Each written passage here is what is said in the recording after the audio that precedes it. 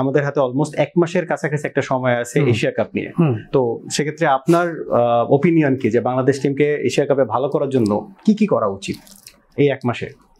গ্রুপটা তো আমার কাছে মনে হচ্ছে অপেক্ষাকৃত সহজ বাংলাদেশের জন্য। সেটা এই গ্রুপে শ্রীলঙ্কা থাকবে, এই গ্রুপে আফগানিস্তান থাকবে। আফগানিস্তান ডেফিনেটলি সহজ প্রতিপক্ষ না as far as T20 cricket is concern, but শ্রীলঙ্কার এই টিমটার সাথে আপনি খুব রিসেন্টলি খেলে গেছেন, আপনি প্রতিপক্ষটা জানেন সবকিছু মিলিয়ে।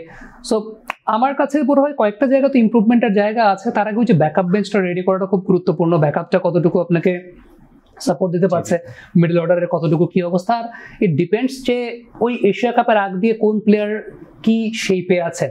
আমার কাছে মনে হয় যে আমরা যখন এশিয়া কাপের আগে দিয়ে টিম অ্যানালাইসিস গুলো করার চেষ্টা করব, তখন আরো বেশি ক্লিয়ার পিকচারটা আমাদের সামনে থাকবে এবং তখন হয়তো আমরা সেই কথাগুলো আরো ভালো মতো বলতে পারবো।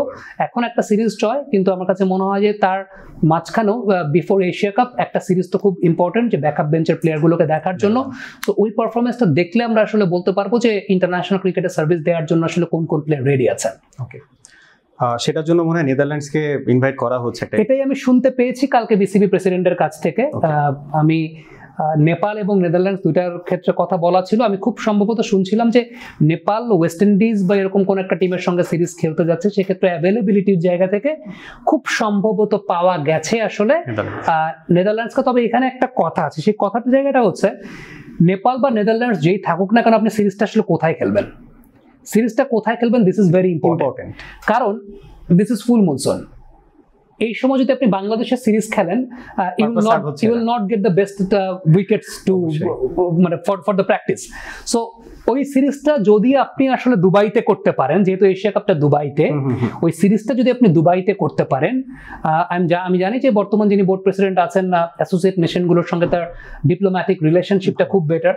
সো সিরিজটা যদি দুবাই কিংবা আবুধাবি এরকম কোনো জায়গাতে হয়, যেখানে কন্ডিশনটাও আসলে খুব ইম্পর্টেন্ট, এবং ওই কন্ডিশন আপনি যেহেতু প্রস্তুতি নিতে চাচ্ছেন, সো প্রস্তুতির জায়গাটায় আপনার কন্ডিশনের সঙ্গে অ্যাডজাস্টমেন্টটা খুব গুরুত্বপূর্ণ। সো আমার কাছে ব্যক্তিগতভাবে মনে হয় আপনি যার সাথে সিরিজ খেলেন না কেন, সেটা উগান্ডা হতে পারে, সেটা নাইজেরিয়া হতে পারে, সেটা ব্রাজিল হতে পারে, আর্জেন্টিনা হতে পারে, যেই হোক না কেন, most important thing is proper condition আসলে ক্রিকেটটা খেলা।